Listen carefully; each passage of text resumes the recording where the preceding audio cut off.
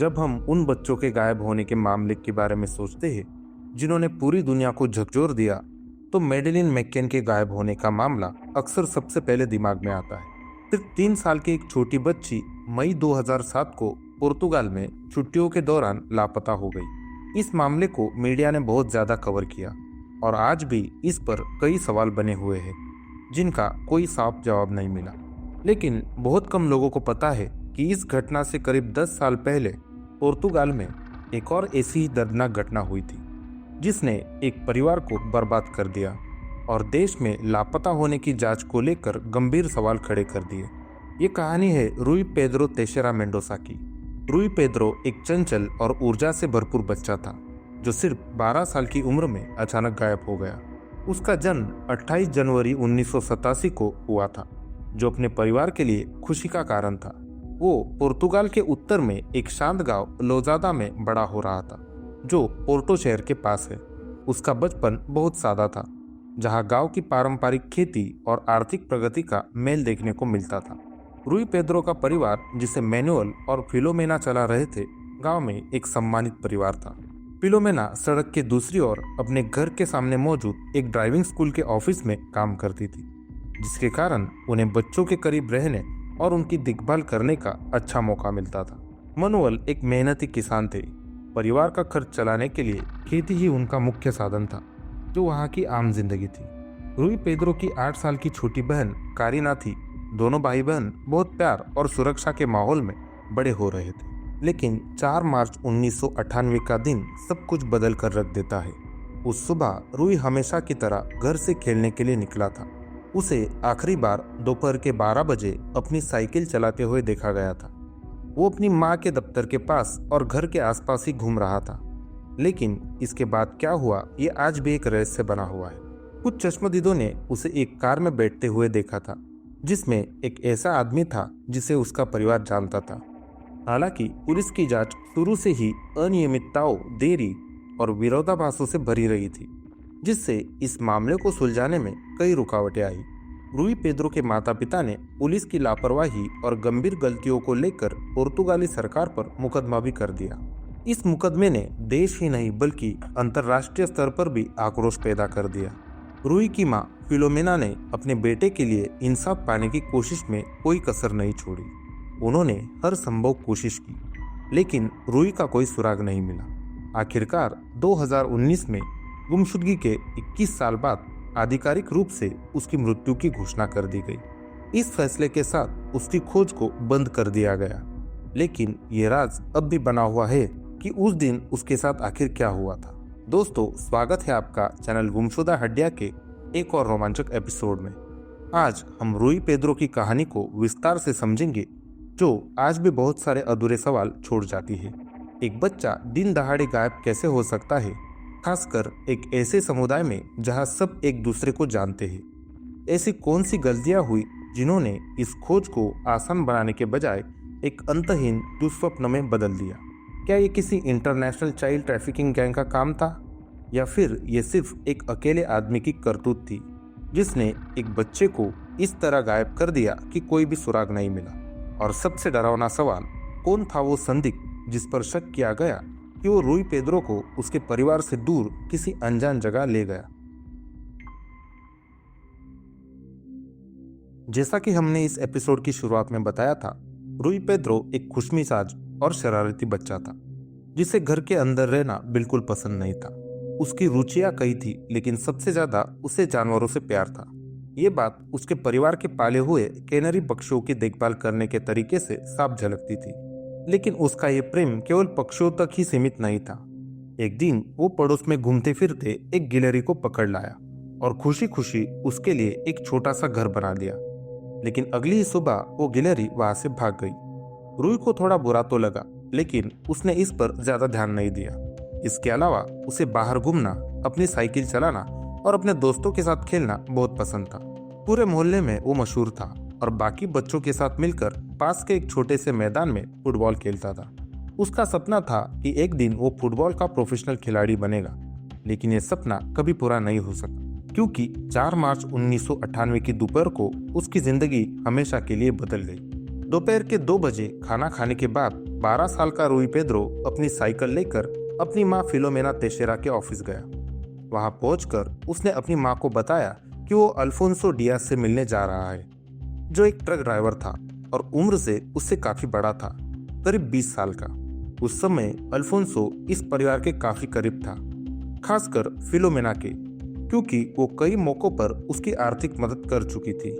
इसी वजह से अल्फोंसो को कई अतिरिक्त काम मिल गए, जिससे वो अपने घर के खर्च में हाथ बटा सकता था। समय के साथ अल्फोंसो का रूई पेद्रो और उसकी बहन कारिना के साथ अच्छा रिश्ता बन गया था। वो अक्सर दोनों को स्कूल ले जाने और लाने में मदद करता था। खास तौर पर रूई और अल्फोंसो की दोस्ती काफी गहरी हो गई थी। दोनों को कई बार मस्ती करते हुए, खेलते हुए देखा जाता था। हालांकि परिवार में सभी इस दोस्ती को लेकर खुश नहीं थे। कुछ लोग मानते थे कि अल्फोंसो बस थोड़ा बचकाना और नासमझ था, लेकिन रूई के पिता मनुअल और उसके दादा जोस इस दोस्ती से बिल्कुल खुश नहीं थे।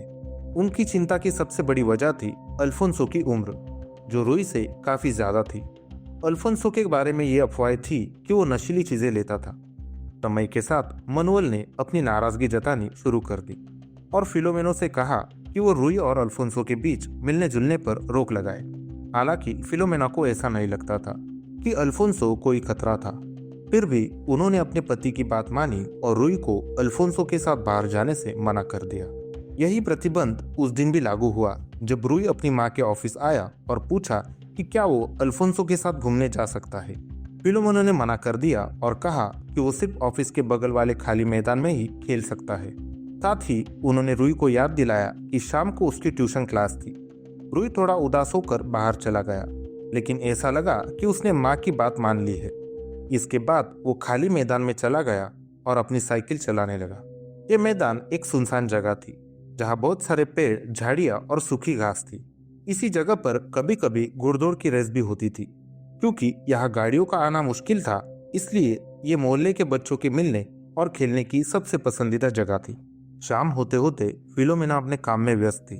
उन्हें बिल्कुल अंदाजा नहीं था कि कुछ ही देर में उनकी जिंदगी हमेशा के लिए बदलने वाली थी। शाम के 5 बजे रूई की टीचर ने ऑफिस में फोन किया और पूछा कि रूई ट्यूशन क्लास में क्यों नहीं आया। ये सुनते ही फिलोमेना को चिंता होने लगी, क्योंकि रूई पहले कभी बिना बताए क्लास मिस नहीं करता था। वो फौरन अपने काम से निकली और खाली मैदान की ओर भागी, जहां उसने अपने बेटे को खेलने के लिए कहा था। लेकिन जब वो वहां पहुंची तो वहां कोई नहीं था।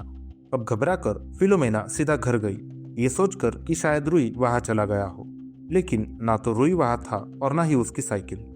अब तक फिलोमेना को लगने लगा था कि कुछ गलत हो गया है। एक और बात जो उसे चिंता में डाल रही थी वो थी रूई की सेहत। रूई को एपिलिप्सी के दौरे पड़ते थे और उसे हर दिन दवा लेनी पड़ती थी। अगर उसने दवा नहीं ली तो उसका कहीं गिर जाना या बेहोश हो जाना संभव था। बिना वक्त गवाए फिलोमेना और मनुअल ने मोहल्ले के कुछ लोगों की मदद से रूई को ढूंढना शुरू कर दिया। उन्होंने पूरे इलाके में खोजबीन की, लेकिन कहीं भी रूई का कोई सुराग नहीं मिला। अब उनके पास एक ही विकल्प बचा था, पुलिस के पास जाना। उस रात वो लौजाता पुलिस स्टेशन पहुंचे और रूई की गुमशुदगी की रिपोर्ट दर्ज कराई, लेकिन पुलिस ने मामला गंभीरता से नहीं लिया। उन्होंने ये कहकर 24 घंटे इंतजार करने के लिए कहा कि शायद रूई खुद ही वापस आ जाएगा। पुलिस ने यह मान लिया था कि रूई घर से भाग गया है और जल्द ही वापस आ जाएगा, लेकिन रूई का परिवार जानता था कि ऐसा कभी नहीं हो सकता। अगले दिन पुलिस, मिलिट्री फोर्स और फायर ब्रिगेड की मदद से इलाके में बड़ी खोजबीन शुरू हुई। इस दौरान एक गवाह ने बताया कि उसने रूई की साइकिल खाली मैदान में झाड़ियों के पास देखी थी, लेकिन जब पुलिस वहां पहुंची तो साइकिल का कोई निशान नहीं था। अब फिलोमेना ने पुलिस को बताया कि आखिरी बार जब उसने अपने बेटे को देखा था तब वो अल्फोंसो डियाज के साथ बाहर जाने की बात कर रहा था। यही बात सुनकर पुलिस ने पहली बार अल्फोंसो की पूछताछ के लिए बुलाने का फैसला किया। जब पुलिस अल्फोंसो डियाज को थाने लेकर आई तो वो बेचैन और घबराया हुआ लग रहा था, लेकिन उसने जोर देकर कहा कि उसे रूई के बारे में कुछ भी नहीं पता। मामला और भी अजीब हो गया जब रूई के दादा जोस पुलिस स्टेशन पर पहुंचे और अल्फोंसो का सामना किया। जोस को देखते ही अल्फोंसो रोने लगा और बॉर्डर सील करने की सलाह देने लगा। उसने कहा, अगर ये अपहरण का मामला है तो हो सकता है कि अपराधी रूई को देश के बाहर ले जा रहे हो। इस बयान ने पुलिस को चौंका दिया, क्योंकि किसी ने भी अभी तक अपहरण की बात नहीं की थी। फिर अल्फोंसो को ये कैसे पता चला? जब अल्फोंसो से दोबारा कड़ाई से पूछताछ की गई तो कुछ और गवाह सामने आए। इन गवाहों ने दावा किया कि उस दोपहर रूई और अल्फोंसो को साथ देखा गया था, लेकिन पुलिस ने इस नई जानकारी पर ज्यादा ध्यान नहीं दिया। वो अब इस बात पर अटके थे कि रूई भाग गया होगा, उसकी हत्या हो चुकी होगी या उसने आत्महत्या कर ली होगी। किसी ने यह सोचना भी जरूरी नहीं समझा कि शायद रूई का अपहरण हुआ हो।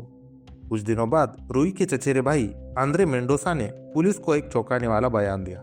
उसने बताया कि गायब होने से एक दिन पहले अल्फोंसो उसे और रूई को स्कूल के बाहर मिला था। अल्फोंसो ने उन्हें पहले एक सुनसान जगह पर पटाखे चलाने के लिए बुलाया और फिर एक वेश्यालय ले जाने की पेशकश की। अल्फोंसो ने कहा था कि वहाँ कुछ महिलाएं हैं जो उनसे मिलने को तैयार है। रूई और आंद्रे जाने के लिए बहुत उत्साहित हो गए, पर उन्होंने प्लानिंग बना ली कि अगले दिन दोपहर 3 बजे अल्फोंसो से मिलेंगे। लेकिन अगले दिन जब आंद्रे घर से बाहर जाने लगा तो उसकी मां ने उसे रोक लिया, पर ऐसा लग रहा था कि रूई को कोई रोक नहीं सका। अब पुलिस को एक नई दिशा मिल गई थी। उन्होंने एक लोकल सेक्स वर्कर अल्सिना डियाज से पूछताछ करने का फैसला किया। क्या वो कुछ ऐसा जानती थी जो पुलिस को अब तक पता नहीं चला था? जब पुलिस ने अल्सिना डियाज से पूछताछ की तब उसने जो बताया वो सुन्न कर देने वाला था। उसने कहा कि जिस दिन रूई गायब हुआ वो लुस्तासो इलाके में काम कर रही थी। उस दौरान एक आदमी ने उसे पैसे की पेशकश की ताकि वो एक छोटे लड़के के साथ संबंध बनाए। अल्सिना ने इस प्रस्ताव को स्वीकार कर लिया, लेकिन जब वो उस बच्चे को सुनसान जगह ले गई तो उसने उसके साथ कोई भी गलत हरकत नहीं की। इसके बजाय उसने लड़के से बात करना शुरू किया और उससे पूछा कि वो यहाँ क्यों आया है। रूई ने जवाब दिया, वो आदमी जो गाड़ी में है मुझे जबरदस्ती यहाँ लाया है और चाहता है कि मैं महिलाओं के साथ संबंध बनाऊं। यह सुनकर अल्सिना को बहुत बुरा लगा।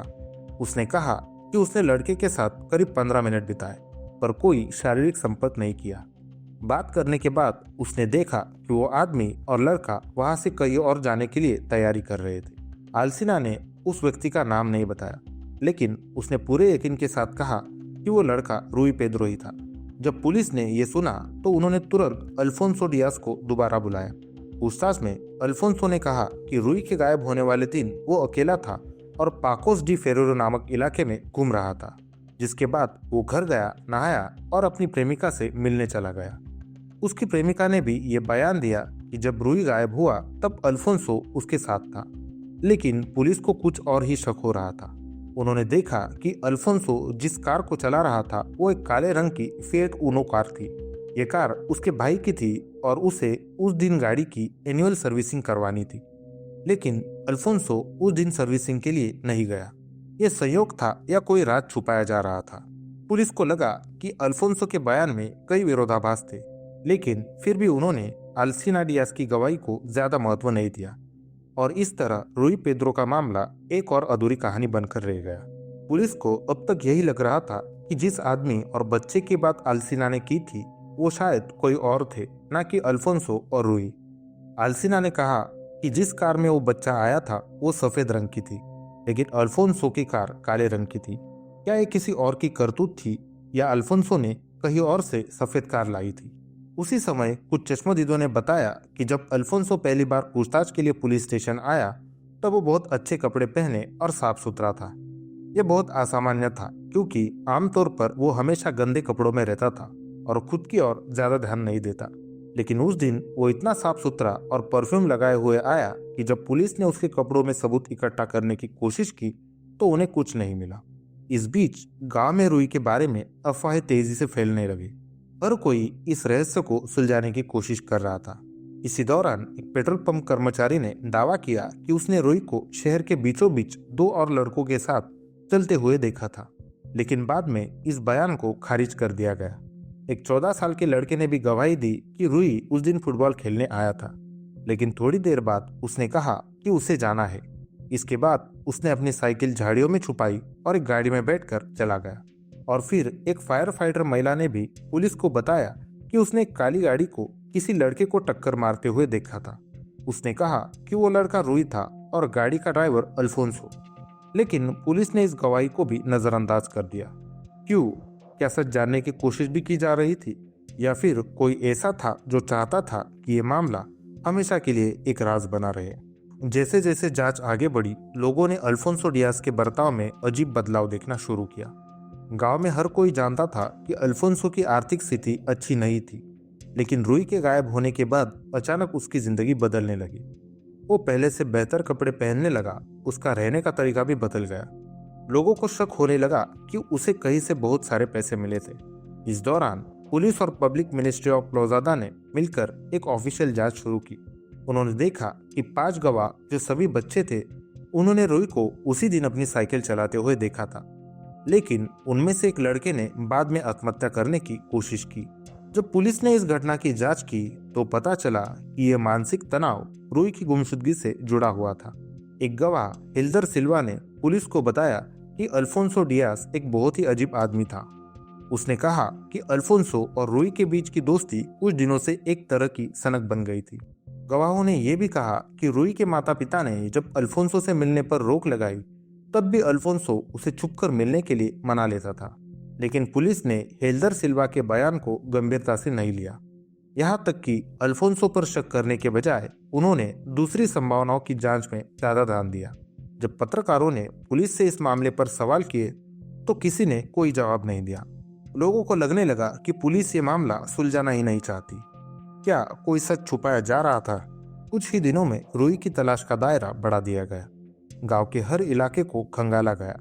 नदी, जंगल, सुनसान जगह और कुएं तक की तलाशी ली गई, लेकिन रूई का कोई सुराग नहीं मिला। गांव में उसकी तस्वीरों वाले पोस्टर लगाए गए ताकि कोई भी जानकारी सामने आ सके, लेकिन धीरे धीरे ये मामला ठंडा पड़ने लगा।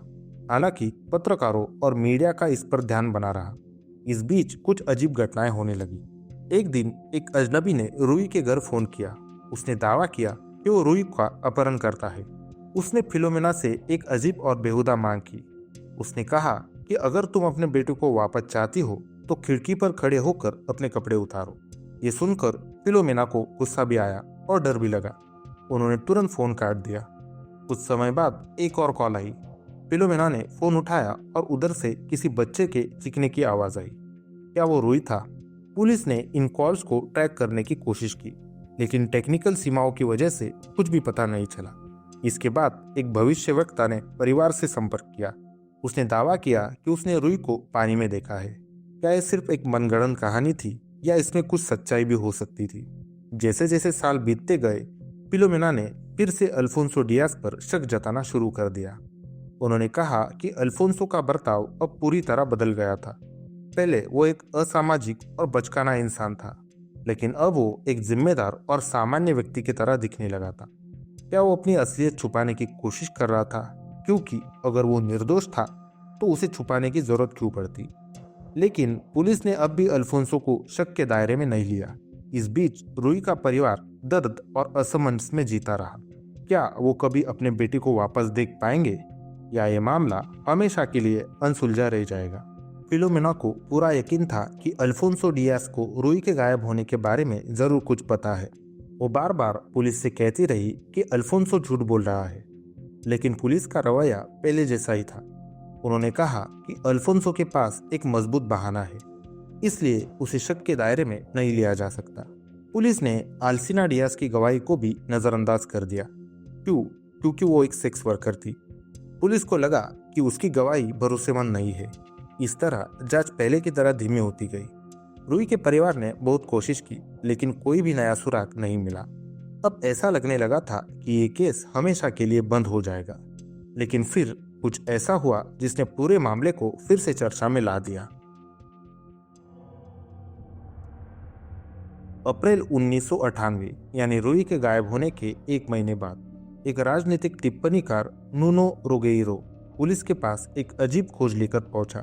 वो हाल ही में अपने परिवार के साथ डिज्नीलैंड पेरिस घूमने गया था। वहां उसने बहुत सारी तस्वीरें ली थी। जब उसने उन तस्वीरों को दोबारा देखा तो एक तस्वीर में कुछ अजीब नजर आया।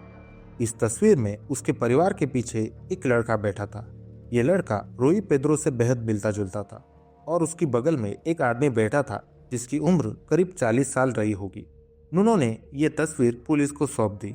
जब फिलोमेना और मनोल ने इसे देखा तो उन्हें पूरे विश्वास के साथ कहा कि ये उनका बेटा रूई है। पुलिस ने इस तस्वीर की बारीकी से जांच शुरू कर दी। उन्होंने डिज्नीलैंड पेरिस में सिक्योरिटी कैमरा की फुटेज खंगालनी चाहिए, लेकिन जिस दिन ये तस्वीर खींची गई थी उस दिन कैमरे बंद थे। अब ये तस्वीर ही इकलौता सबूत बची थी। इस तस्वीर ने एक नई उम्मीद जगाई। क्या रूही जिंदा था और उसे किसी ने विदेश में रखा हुआ था? क्या वो उस आदमी के साथ जबरदस्ती था या फिर भागने की कोशिश कर रहा था? कई सालों तक यह तस्वीर सबसे बड़ा रहस्य बनी रही। फिर 1998 में ही ब्रिटिश पुलिस ने ऑपरेशन कैथेड्रल नाम के एक बड़ी छापेमारी की। इस छापेमारी में द वंडरलैंड क्लब नाम के एक अंतरराष्ट्रीय चाइल्ड पोर्नोग्राफी गिरोह का पर्दाफाश हुआ। क्या इस मामले का कोई कनेक्शन रूई पेद्रो की गुमशुदगी से था? क्या ये गिरोह रूई को कहीं दूर ले गया था? अब पुलिस को फिर से जांच शुरू करनी पड़ी। लेकिन क्या इतने साल बाद भी सच सामने आ पाएगा? ब्रिटिश पुलिस की ऑपरेशन कैथेड्रल छापेमारी में कई शातिर अपराधियों को पकड़ा गया। इनमें से एक था गेविन सिगर्स, जो 29 साल का एक आईटी एक्सपर्ट था। जब पुलिस ने उसे गिरफ्तार किया तो उसके पास हजारों गैर कानूनी और भयानक तस्वीरें मिली। हैरानी की बात यह थी कि गेविन एक आम जिंदगी जी रहा था। वो अपने समुदाय में युवाओं का मार्गदर्शन करने वाला एक सम्मानित व्यक्ति माना जाता था। लेकिन सच्चाई बेहद डरावनी थी। इस गिरोह के कई और सदस्यों को भी गिरफ्तार किया गया और उनके पास से लाखों तस्वीरें और वीडियो बरामद हुए। बाद में इन तस्वीरों को यूके के नेशनल क्राइम स्क्वाड द्वारा एक डेटाबेस में जोड़ा गया, जहां दुनिया भर के गुमशुदा बच्चों की तस्वीरों का मिलान किया गया। इसी दौरान साल 2000 के दशक के मध्य में एक सीक्रेट फोल्डर मिला। इसमें एक बच्चे की बहुत सी डरावनी तस्वीरें थी, जिसे बिली के नाम से जाना जाता था। जब इन तस्वीरों की तुलना की गई तो ये पता चला कि बिली दरअसल रूई पेद्रो था। अब ब्रिटिश पुलिस ने रूई के माता पिता फिलोमेना और मनोअल को बुलाया। उन्हें ये भयानक तस्वीरें दिखाई गई। जैसे ही उन्होंने तस्वीरें देखी, उनकी आंखों में आंसू आ गए। उन्होंने बिना किसी संदेह के कहा कि ये उनका बेटा रूई ही है। तस्वीरों में स्पष्ट रूप से शारीरिक शोषण और हिंसा के निशान दिख रहे थे, लेकिन इसके बावजूद फिलोमेना और मनोअल को उम्मीद थी कि उनका बेटा जिंदा होगा। जब ये खबर मीडिया में आई तो पुर्तगाली पुलिस घबरा गई। उन्हें डर था कि अगर रूई को वाकई अगवा किया गया था तो इस खबर के फैलने से उसके अपहरणकर्ता उसे मार सकते हैं। इसके बाद गेविन सिगर से फिर पूछताछ की गई। उसने साफ इनकार कर दिया कि उसे इन तस्वीरों की असली लोकेशन के बारे में कोई जानकारी थी। लेकिन सच्चाई ये थी कि ऑपरेशन कैथेड्रल के तहत पुलिस ने पूरे 7,50,000 से ज्यादा अश्लील तस्वीरें और वीडियो जब्त किए थे और उनमें से सिर्फ कुछ ही बच्चों की पहचान हो पाई थी। रूई इन गिने चुने बच्चों में से था जिसकी पहचान तस्वीरों के जरिए हुई। लेकिन सवाल अब भी वही था, रूई कहाँ है? इस पूरी छापेमारी में कुल 1263 बच्चों की तस्वीरें मिली थी, लेकिन सिर्फ 16 बच्चों की पहचान हो पाई। इनमें से 6 बच्चे ग्रेट ब्रिटेन के थे, 7 बच्चे अमेरिका के थे, एक बच्चा चिली से था और एक बच्चा अर्जेंटीना से था। तो पुर्तगाली पुलिस को यकीन हो गया कि रूई पेद्रो किसी इंटरनेशनल चाइल्ड एब्यूज गैंग का शिकार हुआ था। साल 2002 में लौंजादा पुलिस ने रूई के गायब होने वाली जगह से पहला क्राइम सीन रिक्रिएशन किया। इसमें उन सभी चश्मदीदों को शामिल किया गया जिन्होंने रूई को आखिरी बार देखा था। अल्फोंसो डियास को उन सभी जगहों पर ले जाया गया जहां उसने कहा था कि वो गया था। इस दौरान जांच टीम के प्रमुख एदुआर्दा सूजा ने पाया कि अल्फोंसो के बयान में कई विरोधाभास थे। वो घबराया हुआ लग रहा था और उसने कुछ जगहों की पहचान करने में गलती की। क्या वो झूठ बोल रहा था? क्या उसकी कही गई जगह सिर्फ एक बहाना थी? पुलिस को अब भी शक था, लेकिन उन्होंने उसके खिलाफ कोई ठोस कदम नहीं उठाया। आखिरकार ये मामला मिनिस्ट्री ऑफ जस्टिस को भेज दिया गया, लेकिन कोई ठोस कार्यवाही नहीं की गई। उसी समय रूई के दादा जोस, जो इस मामले की सबसे बड़ी आवाज बने हुए थे, एक दुर्घटना में मारे गए। वो ट्रैक्टर चला रहे थे जब अचानक ट्रैक्टर पलट गया। कुछ लोगों ने इसे एक सामान्य हादसा माना, लेकिन कई लोगों को शक था कि ये एक सुनियोजित हत्या भी हो सकती थी। क्या ये सिर्फ एक इत्तेफाक था या फिर कोई चाहता था कि जोश चुप हो जाए? रूई पेद्रो का मामला अब और भी उलझता जा रहा था। क्या कभी सच्चाई सामने आ भी पाएगी? रूई पेद्रो के दादा जोस की अचानक मौत ने पूरे गांव को झकझोर दिया। वो अपनी जिंदगी के आखिरी दिनों तक अपने पोते को ढूंढने के लिए लड़ते रहे। गांव में हर कोई उनका सम्मान करता था क्योंकि उन्होंने रूई के लिए न्याय की मांग करने में कोई कसर नहीं छोड़ी थी। लेकिन अब उनकी आवाज हमेशा के लिए खामोश हो गई थी। इसी बीच पुर्तगाली पुलिस को एक चौंकाने वाली जानकारी मिली। उन्हें पता चला कि देश में एक बड़ा गिरोह एक्टिव था, जिसमें काफी बड़े लोगों के नाम शामिल थे। इस गिरोह में डॉक्टर, वकील, टेलीविजन होस्ट और कई हाई प्रोफाइल लोग शामिल थे। ये सभी लोग बच्चों के यौन शोषण से जुड़े मामलों में शामिल थे। जांच के दौरान एक सेक्स वर्कर की पहचान की गई। जब पुलिस ने उससे पूछताछ की तो उसने एक डरावनी जानकारी दी। उसने कहा कि एक दिन जब वो लिस्बन के एक लॉज में थी तो उसने एक बच्चे का पोर्नोग्राफी वीडियो देखा। उस वीडियो में उसने रूई पेद्रो को पहचाना। ये सुनते ही जांच टीम सतर्क हो गई। उसने ये भी बताया कि वो वीडियो गिरोह के एक सदस्य कार्लोस सिल्वानो के पास था। कार्लोस कौन था? वो एक ड्राइवर था जिसकी जिम्मेदारी छोटे बच्चों को अपहरण करके उन अमीर और ताकतवर लोगों तक पहुंचाने की थी। और सबसे भयानक बात यह थी कि कार्लोस खुद भी इस अपराध में शामिल था। आखिरकार पूरी जांच के बाद कार्लोस सिल्वानो ने अपने अपराध कबूल कर लिए। उसने 640 मामलों में खुद को दोषी बताया। उसने स्वीकार किया कि वो कई बच्चों को अलग अलग जगहों पर लेकर गया था। इसके अलावा इस गिरोह के 7 और सदस्यों को गिरफ्तार कर लिया गया। इन गिरफ्तारियों के बाद पुर्तगाल में ये मामला बहुत बड़ा मुद्दा बन गया। लोगों को शक होने लगा कि क्या रूई पेद्रो भी इस गिरोह के हाथ में फंस गया था, लेकिन पुलिस किसी भी ठोस सबूत तक नहीं पहुंच पाई।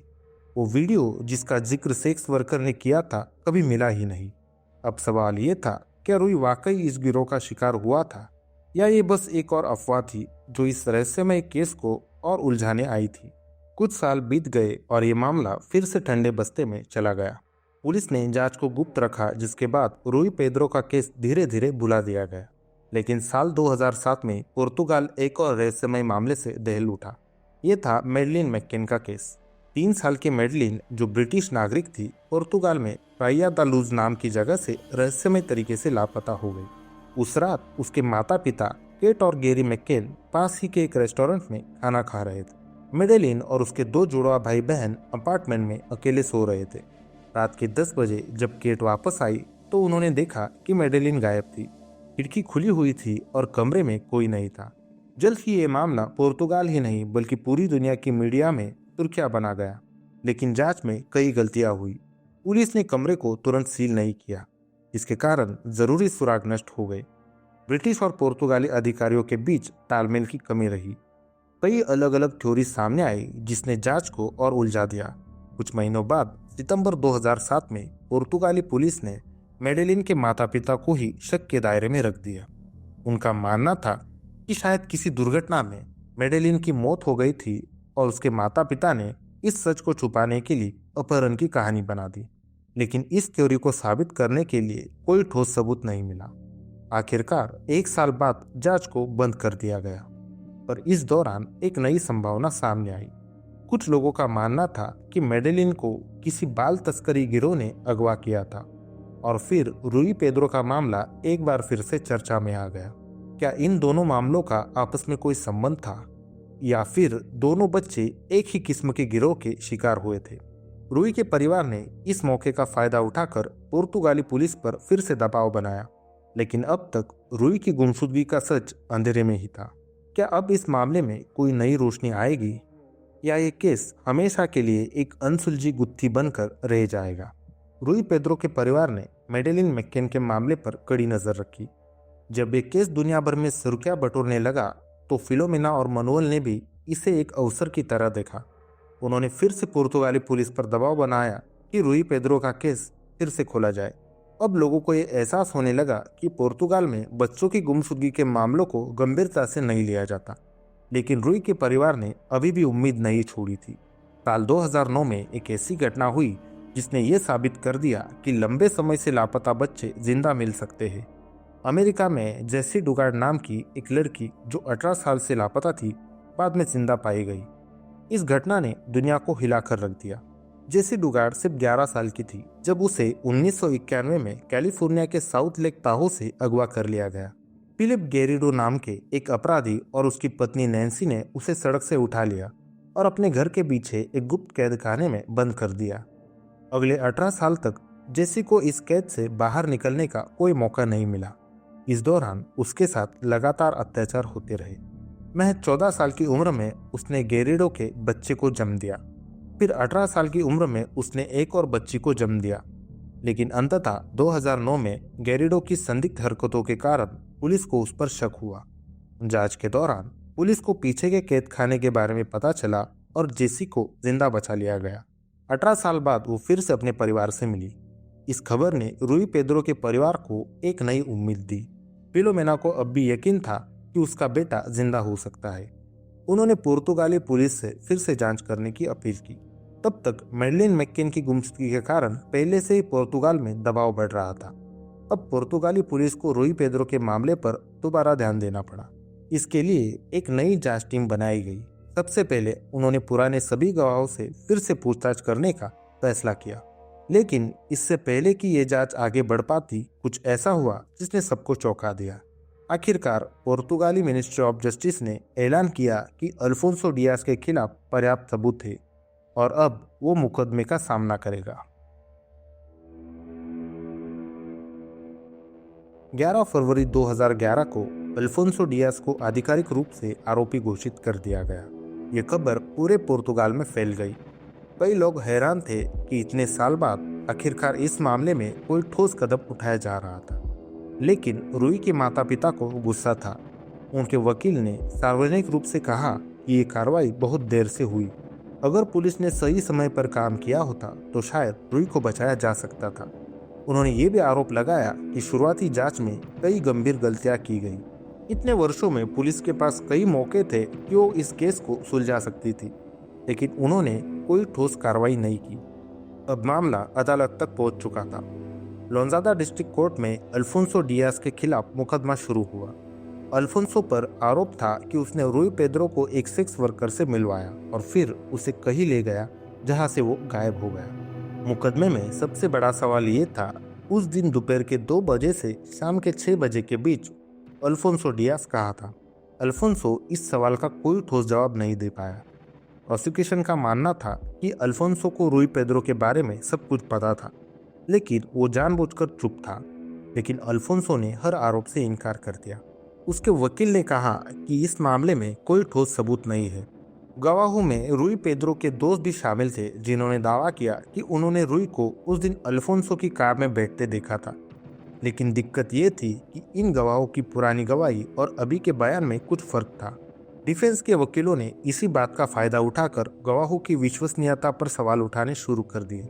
मुकदमा अब एक महत्वपूर्ण मोड़ पर था। क्या इतने सालों बाद आखिरकार न्याय मिलेगा या फिर से ये केस किसी नतीजे पर पहुंचे बिना ही बंद हो जाएगा?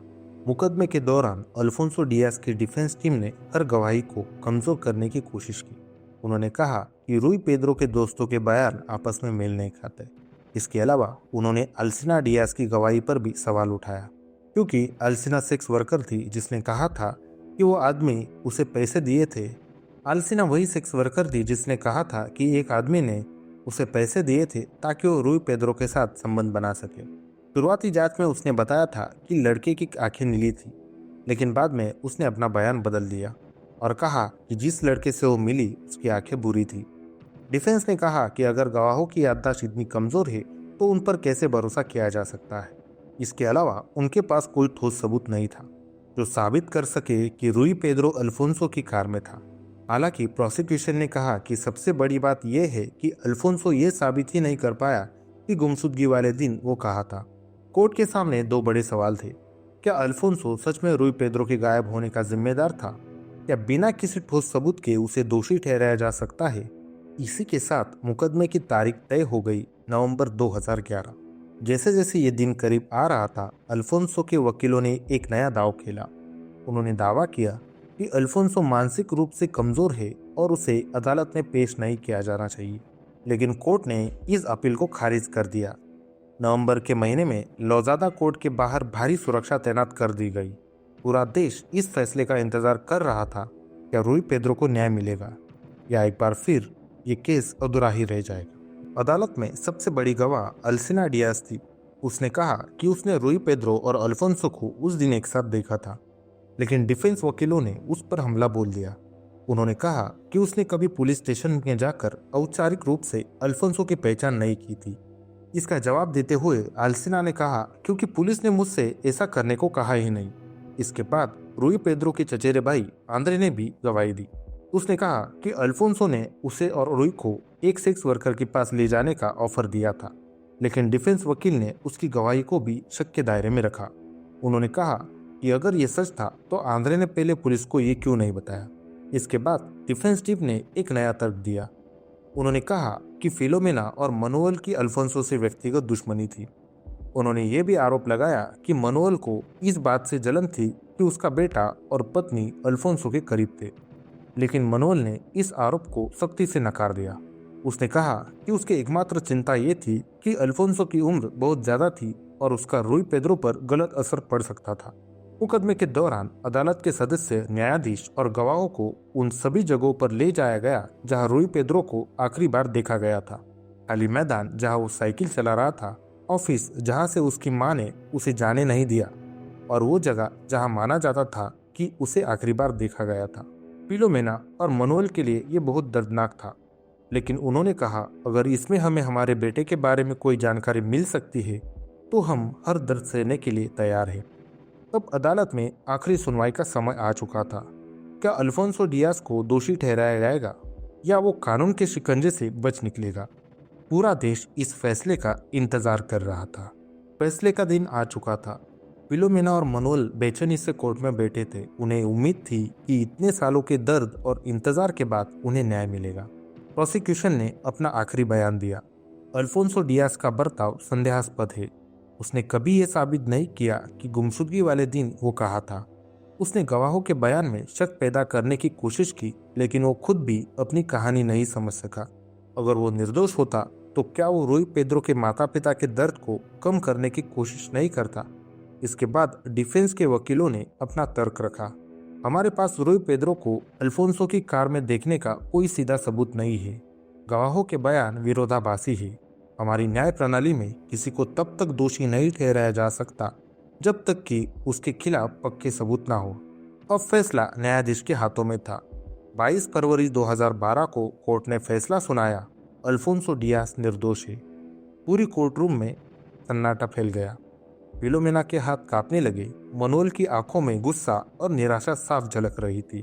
कोर्ट के बाहर लोगों की भीड़ ने अल्फोंसो के खिलाफ नारेबाजी शुरू कर दी। कुछ लोग चिल्ला रहे थे, न्याय नहीं मिला, ये एक मजाक है। अल्फोंसो ने पहली बार मीडिया से बात की। उसने कहा, मुझे खुशी है कि अब मेरा बेटा बड़ा होकर ये देख पाएगा कि उसका पिता निर्दोष था। फिलोमेना इस फैसले से पूरी तरह टूट गई। जब वो कोर्ट से बाहर निकली तो उन्होंने सिर्फ एक ही बात कही, मेरा बेटा कहाँ है? कोई मुझे मेरा बेटा वापस ला दे। उनकी आंखों से आंसू झरझर बह रहे थे। इस फैसले के बाद मनोअल ने ठान लिया कि वो अकेले ही लड़ाई जारी रखेगा। उन्हें अब भी उम्मीद थी कि किसी दिन सच्चाई जरूर सामने आएगी। रूई पेद्रो का परिवार इस फैसले को स्वीकार नहीं कर सकता था। उन्होंने तुरंत ऊपरी अदालत में अपील दायर की। उनका कहना था यह फैसला पुलिस की लापरवाह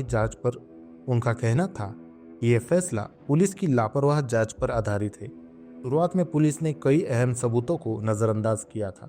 अब मामला पुर्तगाल की उच्च अदालत में चला गया, लेकिन इस बार मनोअल को एक और चिंता थी, फिलोमेना की हालत। कोर्ट केस के तनाव और अपने बेटे को ना पा सकने के दर्द ने फिलोमेना को अंदर से तोड़ दिया। वो शारीरिक और मानसिक रूप से बेहद कमजोर हो चुकी थी।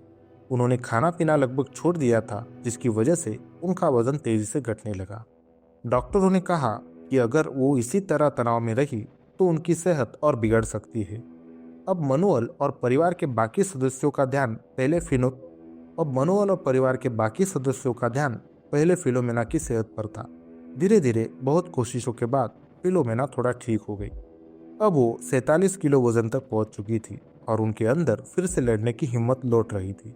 साल 2014 में पुर्तगाल की ऊपरी अदालत ने फैसला सुनाया कि अल्फोंसो डियाज पर फिर से मुकदमा चलाया जाएगा, लेकिन इस बार अल्फोंसो को सिर्फ एक अपराध का दोषी ठहराया गया, जो था नाबालिग को गलत काम के लिए ले जाना, करप्शन ऑफ अ माइनर। अब सवाल ये था, क्या वो इस बार सजा पाएगा या एक बार फिर न्याय का गला घोट दिया जाएगा? आखिरकार 4 मार्च 2015 यानी रूई पेद्रो के गायब होने के 17 साल बाद अदालत ने अपना फैसला सुना दिया। अल्फोंसो डियाज को 3 साल और 6 महीने की सजा सुनाई गई, लेकिन ये सजा रूई पेद्रो के अपहरण या हत्या के लिए नहीं थी। ये सजा उसे एक नाबालिग को सेक्स वर्कर के पास ले जाने, करप्शन ऑफ अ माइनर के अपराध में दी गई। फिलोमेना और मनोअल ने राहत की सांस ली। ये वो न्याय नहीं था जिसकी वो उम्मीद कर रहे थे, लेकिन कम से कम ये साबित हो गया कि अल्फोंसो डियाज निर्दोष नहीं था। फिलोमेना ने कहा, यह फैसला एक रोशनी की किरण है। ये साबित करता है कि हमारा बेटा झूठ नहीं था, लेकिन उनके लिए ये लड़ाई अब भी खत्म नहीं हुई थी। वो अब भी अपने बेटे को ढूंढना चाहते थे। इस बीच अल्फोंसो और उसके वकीलों ने इस फैसले को चुनौती दी। उन्होंने कई बार अपील की, लेकिन सभी खारिज कर दी गई। आखिरकार अल्फोंसो को जेल जाना पड़ा। वो उत्तरी पुर्तगाल के गिमारेस जेल में अपनी सजा काटने लगा, लेकिन सिर्फ 2 साल बाद 2017 में उसे अच्छे व्यवहार के कारण रिहा कर दिया गया। फिलोमेना और मनुएल के लिए ये एक और झटका था। उन्होंने कहा, कैसे कोई आदमी जिसने हमारे बेटे को ले जाने में भूमिका निभाई सिर्फ 2 साल में बाहर आ सकता है। फिलोमेना ने यह भी कहा कि उन्हें अपने देश की न्याय व्यवस्था पर अब कोई भरोसा नहीं रहा। अब रुई पेद्रो का मामला फिर से एक अनसुलझी कहानी बन गया था। साल बीतते गए, लेकिन रुई पेद्रो का परिवार आज भी उसकी तलाश में था। हर साल 4 मार्च को जब रुई के गायब होने की बरसी आती, उनका दुख और गहरा हो जाता। फिलोमेना ने एक इंटरव्यू में कहा, मेरे लिए वक्त वही रुक गया जब मेरा बेटा गायब हुआ था। मुझे अब भी उम्मीद है कि वो जिंदा होगा और किसी दिन वापस आएगा। वो अक्सर कल्पना करती थी कि अब तक रुई कैसा दिखता होगा। क्या वो लंबा और मजबूत हो गया होगा? क्या उसके चेहरे पर अब भी वही मासूमियत होगी? लेकिन एक सवाल हमेशा उनके दिल में चुभता रहा, अगर वो जिंदा है तो अब तक उसने हमसे संपर्क क्यों नहीं किया? इसी दौरान एक फिल्म निर्माता क्लाउडिया क्लेमेंटी ने इस केस पर एक डॉक्यूमेंट्री बनाने का फैसला किया। उन्होंने सोशल मीडिया पर एक वीडियो पोस्ट किया। उसमें फिलोमेना रोते हुए कह रही थी कि उनका बेटा अब 27 साल का हो गया होगा, लेकिन वो अब भी उसे 11 साल के बच्चे के रूप में याद करती है। ये वीडियो तेजी से वायरल हुआ और लोगों की इस केस में फिर से दिलचस्पी जागी। इसके कुछ समय बाद 2018 में इंटरनेट पर एक और चौंकाने वाली खबर मिली। एक वीडियो वायरल हुआ जिसमें पुर्तगाल की गलियों में घूम रहा एक बेघर व्यक्ति दिखाई दिया। उस व्यक्ति के चेहरे के फीचर्स रुई पेद्रो से मिलते जुलते थे। लोगों ने सोचना शुरू कर दिया, क्या ये रुई पेद्रो है? लेकिन जब पुलिस ने इस व्यक्ति की पहचान की तो ये एक बेघर आदमी निकला जिसका रुई पेद्रो से कोई संबंध नहीं था। ये खबर फिलोमेना और मनुएल के लिए एक और झटका थी। उम्मीद की एक किरण थी, लेकिन वो फिर से निराशा में बदल गई। 2019 में रुई पेद्रो को कानूनी रूप से मृत घोषित कर दिया गया। सरकार के लिए ये सिर्फ एक कागजी प्रक्रिया थी, लेकिन फिलोमेना के लिए ये सबसे बड़ा दुख था। उन्होंने कहा, मैं कभी भी अपने बेटे के लिए एक कब्र नहीं बनवाऊंगी। अगर मैं ऐसा करूंगी तो इसका मतलब होगा कि मैंने उसे खोजने की उम्मीद छोड़ दी है। और फिलोमेना शारीरिक रूप से इतनी कमजोर हो चुकी थी कि उन्हें हमेशा अपने परिवार के किसी सदस्य के साथ रहना पड़ता था। उन्होंने अपनी नौकरी छोड़ दी और अब पूरी तरह से रिटायर हो गई थी, लेकिन उन्होंने अपने बेटे का कमरा आज भी वैसे ही रखा था जैसे वो उस दिन था जब वो गायब हुआ था। उन्होंने कहा, जब तक मैं जिंदा हूँ मेरा बेटा मेरे दिल में रहेगा। रुई पेद्रो का मामला पुर्तगाल के सबसे चर्चित अनसुलझे मामलों में से एक बन गया, लेकिन जो लोग इस केस को करीब से जानते थे उन्होंने हमेशा कहा कि पुर्तगाली पुलिस ने इस मामले में बहुत बड़ी लापरवाही की थी। इस केस की शुरुआत से ही जांच में गंभीर गलतियां हुई। महत्वपूर्ण गवाहों को नजरअंदाज किया गया, संभावित सबूतों को सही समय पर इकट्ठा नहीं किया गया। जांच में इतनी देरी हुई कि कई सुराग हमेशा के लिए खो गए। बाद में ये भी सामने आया कि जब रुई पेद्रो की गुमशुदगी की शुरुआती जांच चल रही थी, तब एक पुलिस अधिकारी ने फिलोमेना का यौन उत्पीड़न किया था। ये जानकारी फिलोमेना ने कई सालों तक किसी को नहीं बताई, लेकिन जब उन्होंने देखा कि इतने सालों बाद भी कोई न्याय नहीं मिला, तो उन्होंने सार्वजनिक रूप से इस बात का खुलासा किया। उन्होंने कहा, अगर पुलिस शुरू से ही सही तरीके से काम करती तो शायद मेरा बेटा अब तक हमारे साथ होता। आज भी जब भी पुर्तगाल में किसी बच्चे की गुमशुदगी का मामला आता है, लोग रुई पेद्रो के केस को याद करते हैं। पत्रकार अन्ना लियाओ, जो सालों तक इस केस पर काम करती रही, उन्होंने कहा, पुर्तगाली पुलिस ने इस केस को कभी गंभीरता से नहीं लिया। उन्होंने गवाहों को अनदेखा किया, महत्वपूर्ण सबूतों को नजरअंदाज किया और उन दिशाओं में कभी जांच ही नहीं की जिनसे सच्चाई सामने आ सकती थी। आज रुई पेद्रो कहाँ है ये कोई नहीं जानता। क्या वो अब भी जिंदा है या उसकी कहानी कभी न सुलझने वाली रहस्यों में से एक बन गई है? सवाल अब भी वही है, रुई पेद्रो कहाँ है?